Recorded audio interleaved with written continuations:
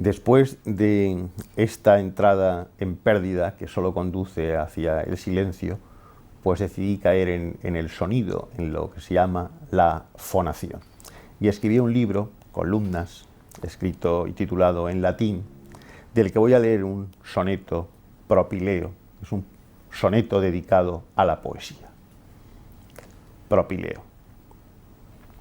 A ti idioma de agua derrotado, a ti río de tinta detenido, a ti signo del signo más borrado, a ti lápiz del texto más temido, a ti voz de lo siempre más negado, a ti lento silencio perseguido, a ti este paisaje convocado, a ti este edificio sugerido, a ti estas columnas levantadas, a ti los arquitraves reflexivos, a ti las arquivoltas consagradas, a ti los arbotantes disyuntivos, a ti mar de las sílabas contadas, esta suma de sones sucesivos.